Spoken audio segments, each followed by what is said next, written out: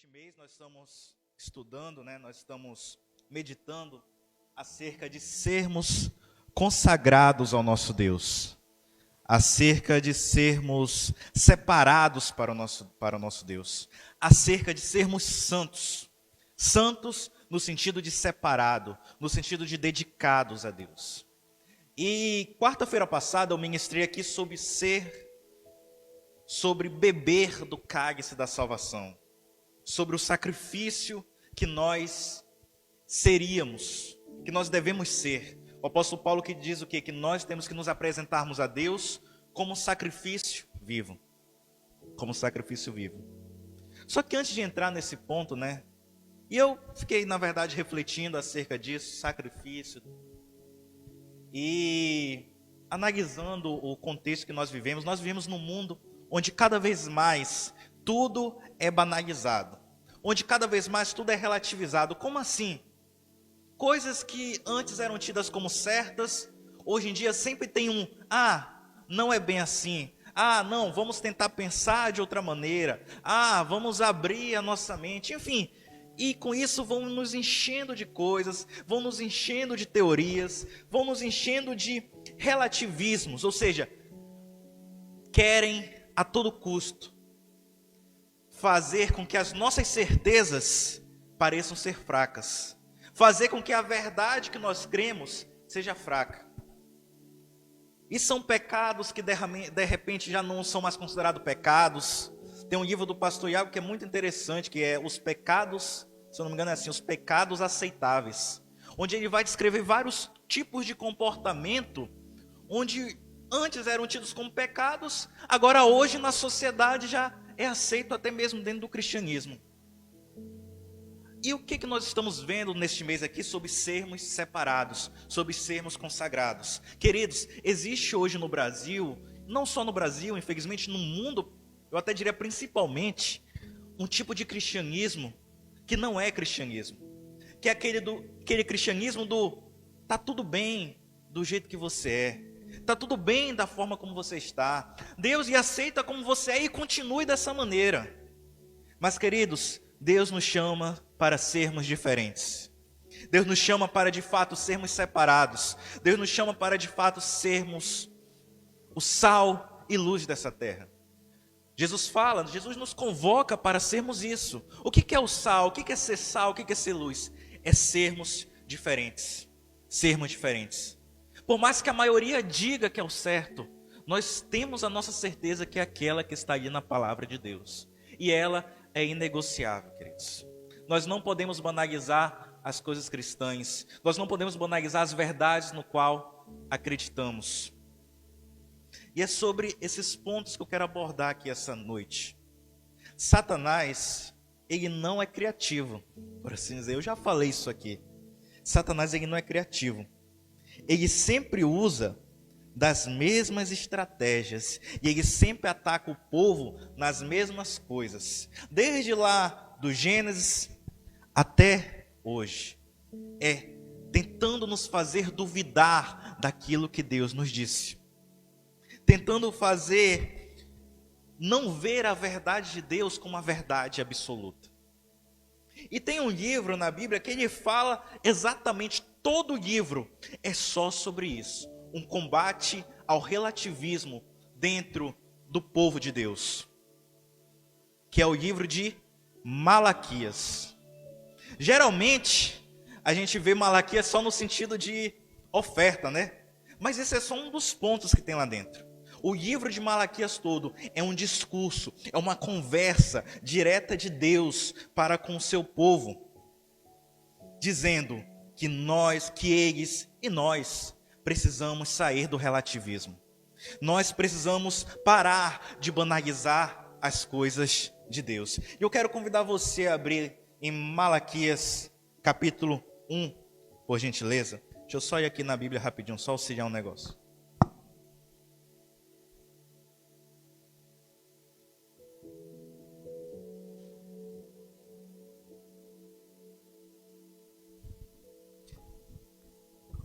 Malaquias capítulo 1.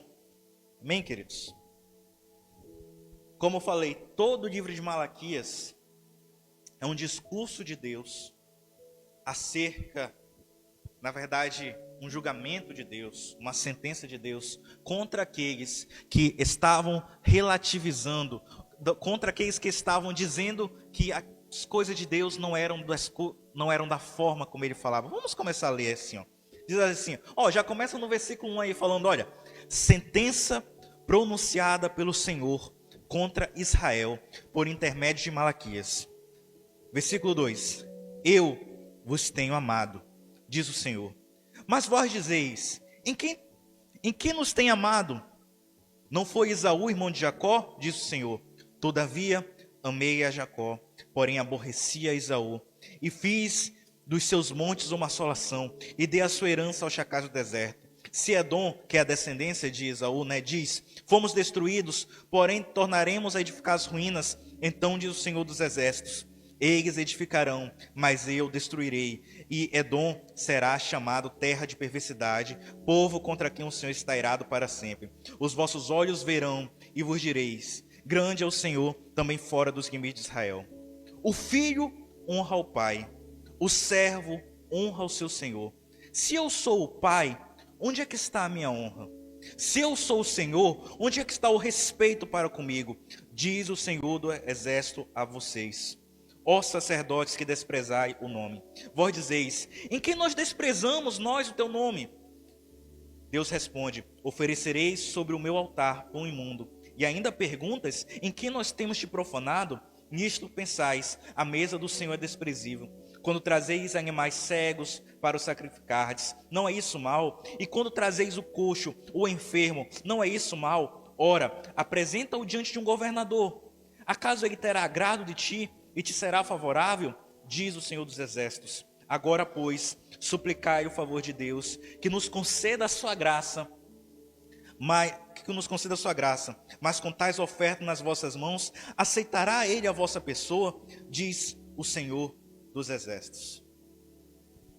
Em resumo, Deus chegou lá com seu povo e começou a tecer várias acusações contra o povo. Isso aqui a gente tirou só duas. Do capítulo 1 ao capítulo 4 é Deus apresentando uma alegação, o povo dizendo, não é bem assim, não é desse jeito. E Deus esfregando na cara deles que era desse jeito que eles estavam fazendo. Basicamente é isso mesmo. Deus falava para ele, olha, eu amo vocês. E o povo chegava, o que o senhor está nos amando, por uma acaso? E Deus chegava e esfregava na cara dele, eu amo vocês, por causa disso, disso, disso. Depois Deus vinha e falava, olha, vocês não estão me honrando. E eles vinham questionar, tá, mas o que a gente não está honrando o Senhor? E assim vai seguir por todo o livro. Mas antes, como de costume, vamos ver o contexto aqui da situação, para a gente entender o que levou até esse diálogo de Deus com o seu povo. O reino de Judá caiu por causa da sua rebeldia. Deus falou para eles várias vezes, olha, se arrependam. Deus mandou lá diversos dos profetas menores lá, se arrependam, senão os outros reinos vão vir e vão te subjugar. Não se arrependeram, até que Judá e Israel caíram. Foram levados presos para a Babilônia. Foram lá como escravos, que aí veio a época de Daniel. Lembra lá? Daniel estava na Babilônia, tudo e tal. Lá ele estava preso. O povo de Judá estava preso. Daniel, aí veio depois, na mesma época lá, Ezequiel também. Até que chegou um tempo, depois de 70 anos, que o rei Ciro liberou o povo para voltar para casa. Voltar para Judá.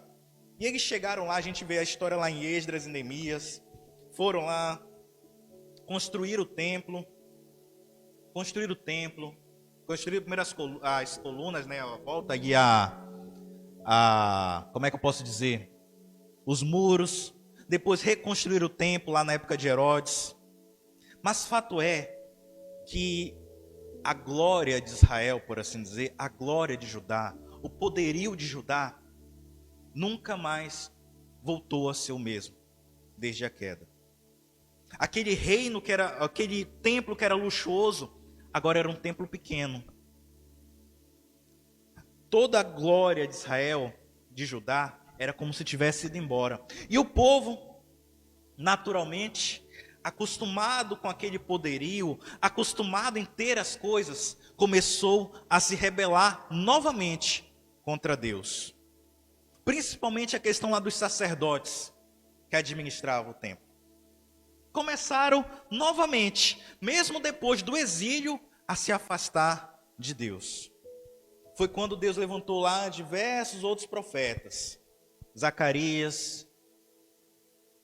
Por fim, antes aqui do período que a gente chama de período do silêncio, que foi os 400 anos antes de Jesus vir, veio Malaquias.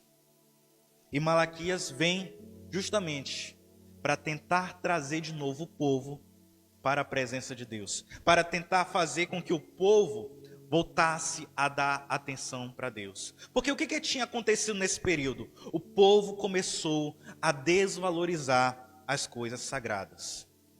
Tudo relacionado ao sagrado, o povo desvalorizava. Era em relação ao templo, era em relação ao próprio relacionamento com Deus. E Deus vem, como nós já vimos, passando as acusações dele, com o propósito não de humilhar mais Judá, mas tentar fazer eles verem que eles precisavam de uma mudança na vida deles. E Deus vem, a primeira coisa que Deus fala para eles, olha, versículo 2, eu vos tenho amado. E é interessante que eu sempre aqui critico às vezes as traduções portuguesas, da Bíblia, mas essa foi traduzida perfeitamente, esse tempo verbal aí, eu vos tenho amado. Deus está falando em outras palavras, olha, apesar de tudo que vocês fizeram, apesar de tudo que vocês fazem ainda hoje, eu amo vocês agora no presente, eu continuo amando vocês. Não importa o que vocês, olha, vocês são, em outras palavras, vocês estão sendo pilantras comigo de novo, mais uma vez, mas eu vos tenho amado. O meu amor por vocês não mudou. Ele poderia aqui ter usado, e algumas traduções portuguesas até usam um tempo passado, mas aqui o contexto mesmo do hebraico era isso, olha, eu estou amando vocês agora. Era como se Deus chegasse e olhasse, eu estou te amando nesse momento. Só que o povo, como nós já vimos aqui, já estava, vamos dizer assim, com um comportamento desrespeitoso para com Deus. Porque quando nós falamos, olha, quando você fala eu te amo para uma pessoa, o que você espera ouvir de volta? Eu amo você também, não é verdade? As mulheres até ficam com raiva quando falam também. Não, fala eu te amo também. Só que o que eles falaram? Como assim? O que o Senhor está nos amando? O que o Senhor está nos amando? Por um acaso o Senhor não está vendo? Olha como a gente está. O Senhor prometeu paz e tem um monte de povo ao redor ainda querendo pegar a gente. O Senhor prometeu que o templo seria restaurado, que o templo seria maior, o templo seria mais glorioso. Parênteses, Quando essas profecias eram faladas, ele já estava se referindo a Jesus, mas eles na época não entendiam isso. É um spoiler. Tá, voltando. O Senhor falou que o templo seria maior, que o templo seria mais glorioso, mas olha esse templo merreca aqui que temos agora, construído pelo rei Herodes, totalmente fora do padrão. Como assim o Senhor diz que tem nos amado? E Deus ali vem, como ele fala, Deus veio com muito amor, porque Deus poderia naquele momento lá, novamente, como a gente até brinca, o ser humano, por natureza, ele descia logo o fogo do céu sobre aqueles. Mas Deus veio não. Deus foi mostrar para eles como ele amava. E Deus vem e fala, por um acaso, Esaú não é irmão de Jacó? E eu amei a Jacó, mas odiei, aborreci a Esaú. Como a gente pode traduzir isso? Deus estava falando, sabe como eu provo que eu amo você? Sabe como eu provo que eu amo cada um de vocês? E trazendo para nós hoje, porque eu te escolhi. Eu poderia ter escolhido qualquer outro. Como ele fala, Esaú e Jacó eram irmãos, eram gêmeos, nasceram juntos. Mas eu escolhi esse aqui. E desse aqui eu cuido. Da mesma forma é para conosco. Queridos, se você está aqui hoje, queridos, saiba que é porque Deus continua te amando. Cada fôlego de vida que você tem, cada batida do seu coração é um sinal que Deus te ama. Porque se Ele não te amasse, Ele já poderia ter acabado contigo há muito tempo. Você já poderia ter se autodestruído. Que na verdade é essa.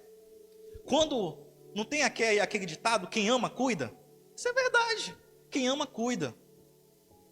E um dos sinais do amor de Deus para conosco é isso, é o cuidado dele para a gente. Porque se Ele deixar a gente sozinho, a gente se destrói. Se você não se destruiu até hoje, se você, vamos dizer assim, não se matou, não acabou com a sua vida até hoje, é porque Deus tem cuidado de você.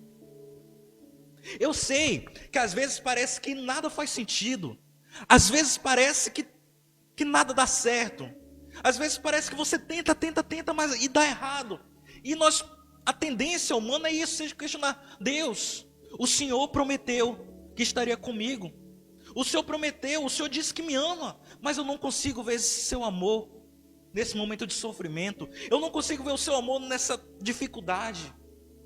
Mas Deus fala: eu te amo, porque eu te escolhi. Pode ser que nessa vida mesmo, querido, tudo dê errado. Mas na vida mais importante, que é a que vale, você estará com Deus. Essa vida pode ser mesmo que você passe a vida até o fim dela na luta, ruim, nada dando certo. Mas tenha isso na sua mente, tenha isso no seu coração. Deus escolheu você. Se você está aqui hoje, se você reconhece que Jesus é seu Salvador, é porque Deus te escolheu. Porque a Bíblia fala que é Ele que chama. Antes da fundação do mundo, Ele já tinha tudo escrito. E Ele determinou que você iria encontrá-lo. Ele determinou que você iria conhecê-lo, que você iria servi-lo. Ele determinou tudo para você, para que tudo direcionasse, para que no fim vocês estivessem juntos. Esse é um dos maiores sinais do amor de Deus. Toda vez que vier esses sentimentos de dúvida acerca da presença de Deus em nós, de dúvidas acerca se Deus nos ama, que nós possamos nos lembrar disso. Ele nos escolheu. Ele se sacrificou por nós. Ele entregou o seu Filho para morrer por cada um de nós. Então Deus veio, voltando para o texto, né? Olha, eu tenho amado vocês. Eu amo vocês. E o povo rebelde lá, tá, como assim o Senhor nos ama se está tudo dando errado? Verdade. Pode ser que nessa terra esteja tudo dando errado. Pode ser que aqui nada dê certo. Pode ser que você tenha planejado algo, mas aquele algo não aconteceu. Mas Deus fala que Ele te escolheu. Ele te escolheu. Poderia ter escolhido qualquer um outro. Como aqui Ele dá o exemplo, né, em relação ao povo de Israel. Jacó, Esaú e Jacó. Os dois irmãos, gêmeos, mas Ele escolheu um. E escolheu abençoar Jacó. Só que o povo não parou por aí. Na verdade, as acusações não pararam por aí. Porque o povo continuou rebelde, o povo continuou rebatendo Deus. E é quando Deus vem no segundo ponto, que é, vamos dizer assim, o cerne que eu queria entrar mesmo aqui essa noite. Que Deus fala, né, no versículo 6. O filho honra o pai, o servo ao seu senhor. Se eu sou seu pai, onde está a minha honra? E se eu sou o Senhor, onde está o respeito para comigo? Nós somos acostumados a sempre ver Deus, ou querer, na verdade, melhor dizendo assim, que Deus faça as coisas por nós. Infelizmente é assim. Infelizmente, na verdade, essa é a imagem da igreja hoje brasileira. Uma igreja que vê Deus como um banco, que vê Deus como alguém que tem que fazer as coisas, que vê Deus como alguém que tem a obrigação de dar para nós todo o tempo e tudo que a gente quer. Deus, eu quero isso, Deus tem que dar. Deus, eu quero aquilo, eu tenho que dar. Mas aqui Deus está lembrando de outra coisa para a gente. Eu sou o Pai, eu sou o Senhor. O Pai, Ele dá sim as coisas para o seu filho. Mas em contrapartida, o Pai merece respeito. O Pai merece respeito. O Senhor, no caso aqui trazendo para os nossos dias, o patrão, a mesma coisa. O patrão lhe paga todo mês, mas você deve respeito a ele. Você não manda no patrão, assim como você não manda no seu pai. E pelo contrário, o padrão é o quê? Que você tente a todo momento agradar o pai e agradar o patrão. No seu trabalho é ou não é assim? Você não tenta, quem tem um patrão, geralmente tenta agradar o seu chefe, para você ficar bem com o chefe. Porque você sabe que se você ficar ruim com o chefe pode mandar você embora. Então você tenta agradá-lo. Só que o que acontece, como eu estava falando? Às vezes, nós esquecemos essa posição de Deus em relação a nós. Nós humanos somos naturalmente, esqueci agora a palavra, antropocêntricos. É isso. Ou seja, naturalmente nós queremos nos colocar no centro. Naturalmente nós queremos nos ver como o centro das atenções. E quando Deus não faz algo para nós, o que acontece? Nós nos revoltamos. Quantos, infelizmente, não saem da igreja? Eu pedi as bênçãos de Deus, eu pedi um milagre, não aconteceu. Se chateou com Deus, saiu da igreja. Muitas vezes nós também, um dia, pode ser que nós já trabalhamos na igreja, já fizemos isso, fizemos aquilo. Aí quando a fé se magoou com alguma coisa, deixou a igreja, deixou o ministério. Como se sempre Deus tivesse que nos servir. Como se sempre Deus tivesse que nos dar o que nós queremos. Mas aqui Deus está relembrando outra coisa para a gente.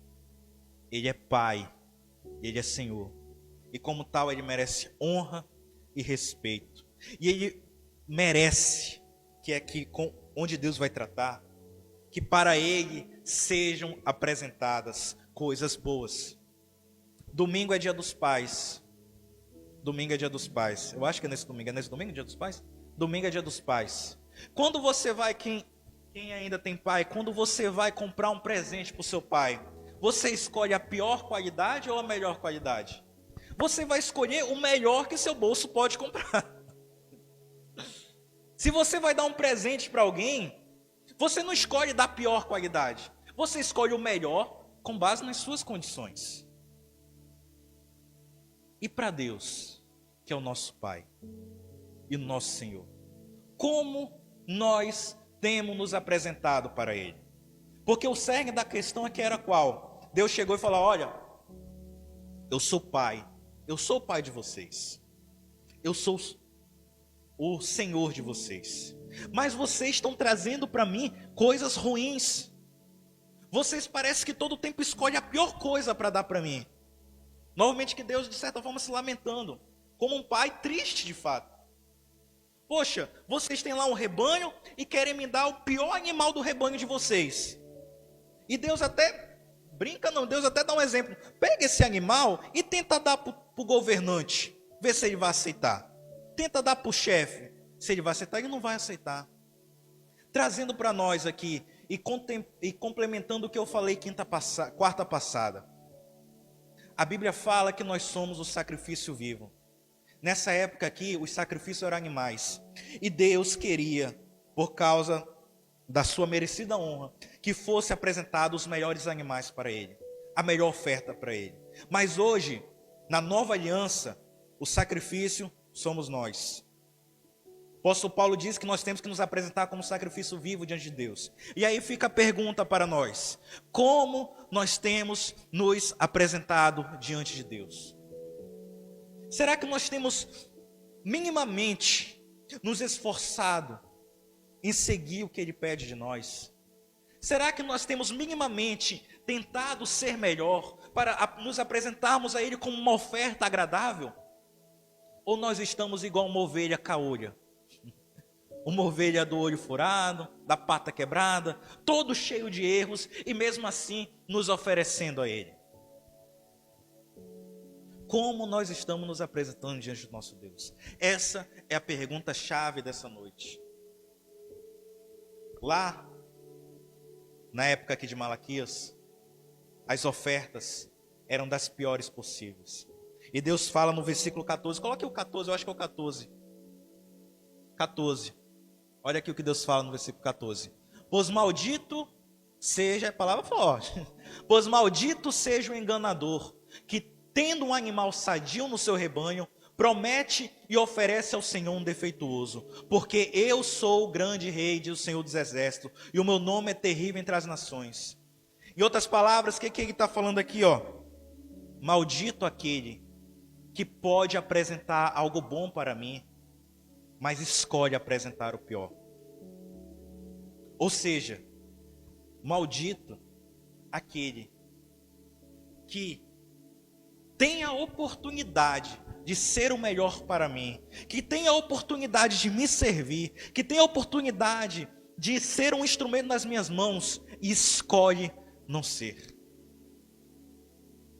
Isso vale até hoje, queridos. Porque agora, na verdade, né, o pessoal fala, o Velho Testamento era mais difícil, o Velho Testamento era pior. Mas quando a gente coloca ali o peso da nova aliança, trazendo uma contextualização com o Velho Testamento, nós vemos que a nossa aliança é muito maior. Porque antes, a obrigação era levar um animal perfeito. E animal perfeito é fácil de achar. Mas agora a obrigação é que nós nos apresentemos como perfeitos diante dele. Achar, como eu falei, né? Achar um animal perfeito, tranquilo. É fácil. Agora a exigência é: se apresentem de maneira perfeita diante de mim. Porque eu sou o Pai de vocês, eu sou o Senhor de vocês. E quando vocês se apresentam para mim de uma maneira não perfeita, vocês estão me desonrando. Em resumo, queridos, como eu posso me apresentar de maneira perfeita a Deus? Porque em suma é isso. Como eu posso fazer? Porque por mais que eu tente não pecar, eu sei que eu vou pecar. Porque pecado é ali a nossa natureza. Sabe, a maior forma de demonstrar perfeição diante de Deus é sempre colocando Ele como prioridade na sua vida. O livro de Malaquias, talvez quinta-feira, na próxima quarta eu continue nesse mesmo tema. Em tese é isso. Deus estava se lamentando porque o povo não colocava Ele mais como prioridade. Prioridade sempre eram as outras coisas. Em Ageu, que é outro livro, Deus trabalha no mesmo ponto. Que as pessoas se dedicavam às suas casas, que as pessoas tinham casas bonitas, mas o templo estava ruim, o templo estava quebrado. Então, em resumo, queridos, temos que nos apresentar perfeitos diante de Deus. Como eu posso me apresentar perfeito diante de Deus, pastor? Colocando Ele como prioridade sempre na nossa vida. Como colocar Ele como prioridade sempre na nossa vida? Servindo Ele cada vez mais. É mais fácil nós vermos o que não é colocar Deus como prioridade. Exemplo, hoje, né, no nosso tempo agora, nós temos o culto de quarta-feira, nós temos o culto de domingo. Vamos ter agora, né, as células familiares às quintas-feiras, e nós, a liderança, temos no sábado a nossa célula com o pastor Xavier. Isso, para nós, deve ser uma das prioridades da nossa vida. É uma das formas de nós demonstrarmos que Deus é mais importante. Mas eu tenho um monte de coisa para fazer na quarta, no domingo. Se Deus é o mais importante para você, essa é a sua principal coisa. Domingo de manhã, domingo desde a manhã, o pastor Xavier sempre falou isso aqui. Domingo tem que ser um dia consagrado a Deus. Você não é faltando 15 minutos para vir para o culto? Eu tenho que ir para o culto porque eu tenho que ir. Não. Você já deve se acordar com esse pensamento. Hoje é dia do culto ao Senhor. E já ir se preparando para aquele momento do culto. Na quarta-feira, poxa, eu estou cansado. Passei o dia trabalhando. Hoje foi um dia extremamente trabalhoso para mim, queridos. Hoje foi um dia, o pastor Agno está estudando nesse momento, né? Mas durante o decorrer do dia, passei o dia falando com ele. Mano, eu não estou conseguindo fazer nada aqui. Tá difícil.